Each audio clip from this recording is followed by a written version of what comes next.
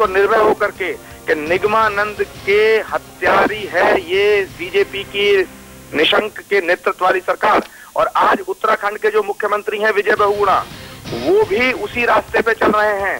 गंगा की हत्या करने के ही जो लोग षड्यंत्र कर रहे हैं, विजय बहुगुणा उनके साथ हैं, इसीलिए वो पावर प्रोजेक्ट की वकालत कर रहे हैं। तो विजय बहुगुणा जी को भी मैं कहना चाहता हूं कि जिस तरह निशंक दर दर की ठोकरें खा रहे हैं, गंगा से मत टकराओ, संतों का श्राप मत लो, नहीं वो दिन दूर नहीं है जब तुम तख्त से नीचे उतर के गली गली की ठोकरें खाओगे। प्रमोद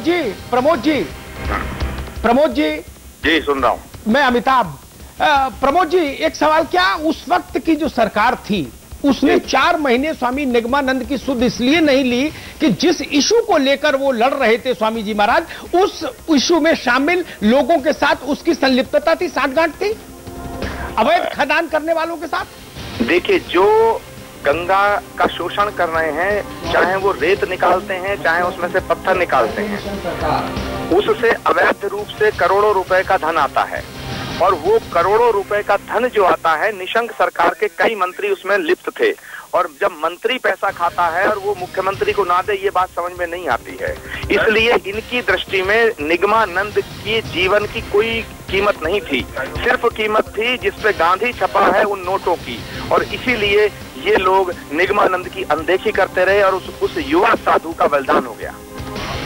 जी, मुझे यहाँ पर एक चीज और समझ में नहीं आ रही है। अभी तक भारतीय जनता पार्टी के शीर्ष नेतृत्व ने या रमेश चंद्र पोखरियाल निशंक ने खुद सामने आकर अभी तक अपनी इस मानवीय भूल पर, लापरवाही पर, अपनी अनदेखी पर ना तो माफी मांगी, ना खेद जताया। क्या इतनी मोटी इन सब की खाल है क्या प्रमोद जी?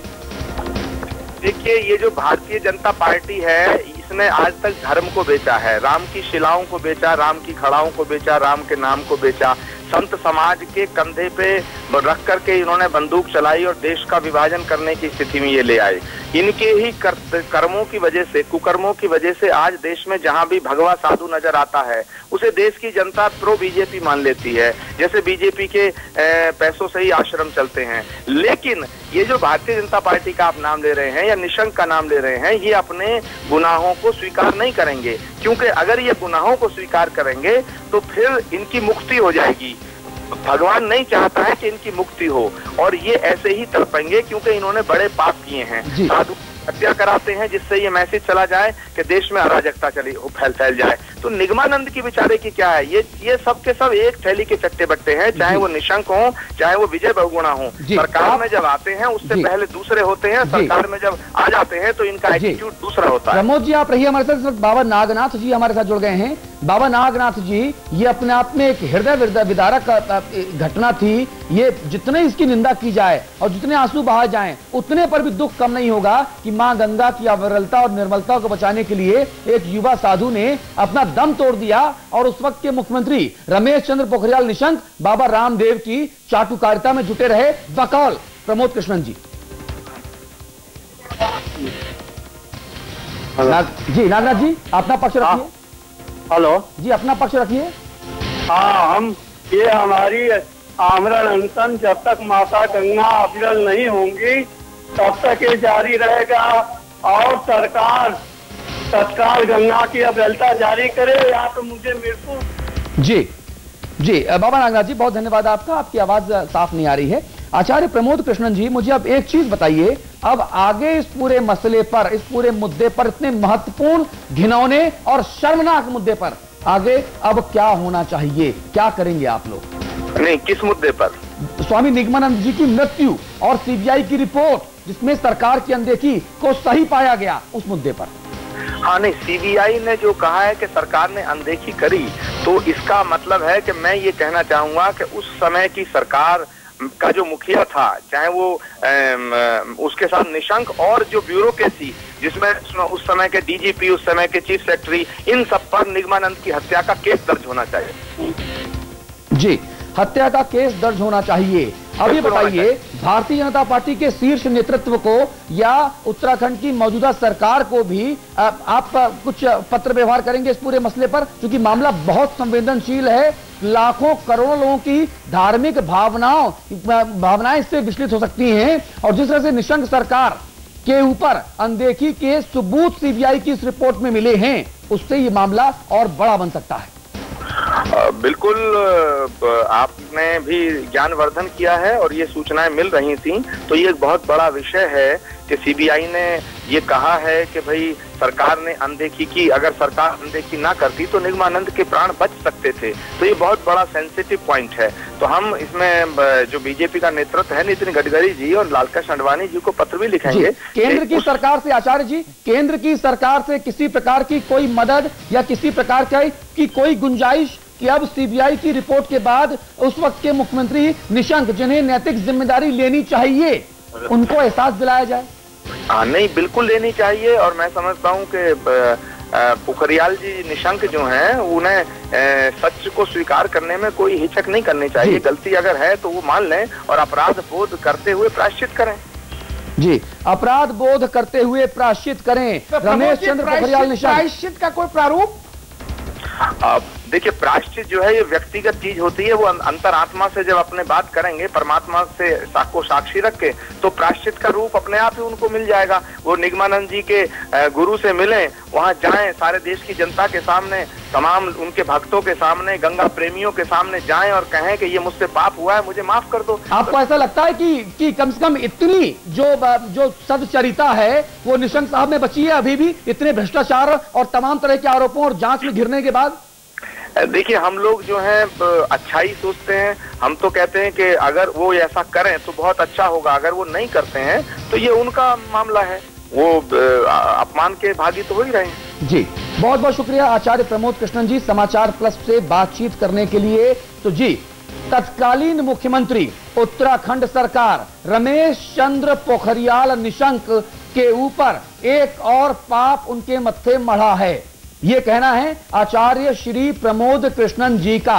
उन्होंने साफ तौर पे कहा है कि मां गंगा को बचाने के लिए, अवैध खनन को रोकने के लिए जॉली ग्रैंट हॉस्पिटल हिमालयन में जिस तरह से स्वामी निगमानंद जी आमरण अनशन कर रहे थे, उन्होंने दम तोड़ दिया। उसी अस्पताल में 24 घंटे के लिए बाबा रामदेव को लेकर जब जाया गया, तब रमेश चंद्र पोखरियाल निशंक दल बदल सहित वहां पहुंचे और चरणों में लौट गए, नतमस्तक हो गए। उनको रामदेव जी की याद रही, लेकिन एक नौजवान साधु वहां दम तोड़ रहा है, आमरण अनशन कर रहा है, निशंक साहब को इस बात की याद नहीं रही। इसमें और भी कहूंगा, प्रमोद कृष्णम जी राष्ट्रीय संयोजक हैं गंगा मुक्ति महासंग्राम के। जी, जिम्मेदार संत हैं और एक बड़े अभियान का नेतृत्व कर रहे हैं। उन्होंने जिस ढंग के गंभीर आरोप लगाए रमेश चंद्र पोखरियाल निशंक पर और उनकी सरकार पर, निश्चित रूप से उनकी जांच होनी चाहिए और जो भी लोग दोषी हैं वो कटघरे में खड़े होने चाहिए। बहुत गंभीर आरोप है। उन्होंने सीधे सीधे कहा कि वो सरकार हत्यारी थी। जी, उन्होंने ये भी कहा प्रमोद कृष्णम जी ने कि उस सरकार के मंत्री और अधिकारी भ्रष्टाचार में लिप्त थे। जी, जो गंगा में जो अवैध खनन हो रहा है उसके जो माफिया लोग थे उनके साथ उनके रिश्ते थे। इन सब सवालों की जांच होनी चाहिए। जी, जाहिर तौर पे जांच होनी चाहिए और इस जांच में कोई कितना भी कद्दावर क्यों ना हो, वो मंत्री हो, वो संतरी हो, वो मुख्यमंत्री हो, उप मुख्यमंत्री हो, सचिव हो, कुछ भी हो, अगर गलती हुई तो फिर उसको उस गलती की सजा भुगतनी ही पड़ेगी। और आचार्य प्रमोद कृष्णन जी ने बहुत जिम्मेदारी से अपने बयान को 2-2, 3-3 बार दोहराया है और उन्होंने कहा है कि तत्कालीन रमेश चंद्र पोखरियाल निशंक की सरकार हत्यारी है स्वामी निगमानंद जी की। और सीबीआई की यह जांच रिपोर्ट में भी खुलासा हुआ है कि स्वामी निगमानंद जी के अनशन की वजह से उनके स्वास्थ्य को लेकर निशंक सरकार ने ना सिर्फ अनदेखी की, बल्कि उन्हें उनके हाल पर छोड़ दिया गया। इसीलिए स्वामी निगमानंद जी की मृत्यु हो गई। और हम समाचार प्लस के इस मंच से पूरी जिम्मेदारी से इस बात की अपील करते हैं केंद्र की सरकार से भी, उत्तराखंड की मौजूदा विजय बहुगुणा सरकार से भी, कि आपको इस पूरे मामले की ईमानदारी से जांच कराई जानी चाहिए और इसमें कोई भी जिम्मेदार क्यों ना हो उसको सलाखों के पीछे भेजा जाना चाहिए। तभी जैसा आचार्य प्रमोद कृष्णन जी ने कहा कि जो श्राप एक संत की मृत्यु का है वो इसीलिए सामने आ रहा है और जो इसके लिए जिम्मेदार बताए जा रहे हैं, इसीलिए उनकी इस तरह की गत हो रही है। नमस्कार।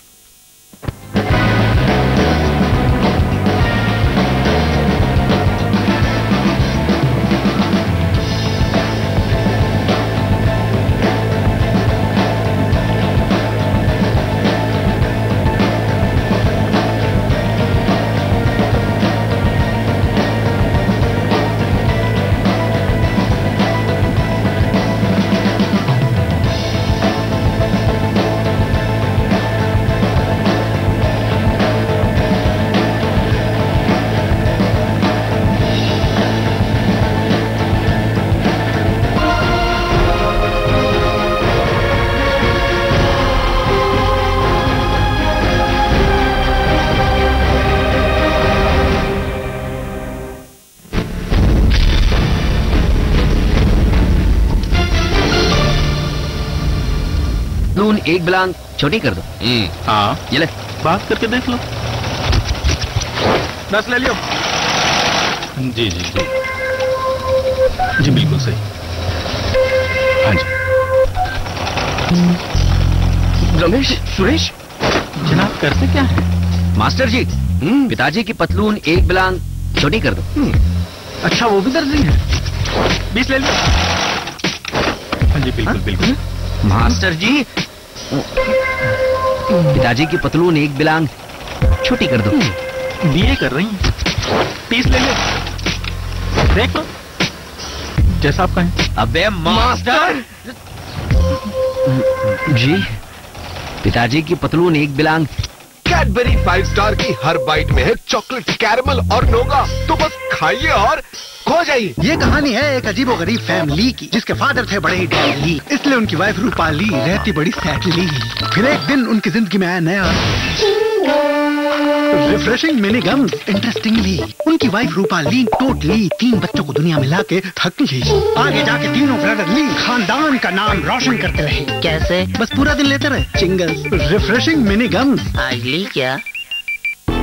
भाग दौड़ भरी जिंदगी, थकना मना है, इसलिए मेरा भरोसा रिवाइटल, सिर्फ रिवाइटल।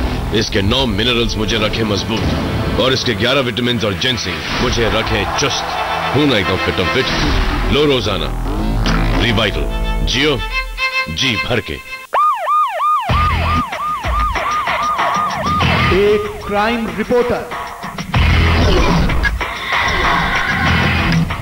जो जुर्म की दुनिया पर बर्पा का हक है,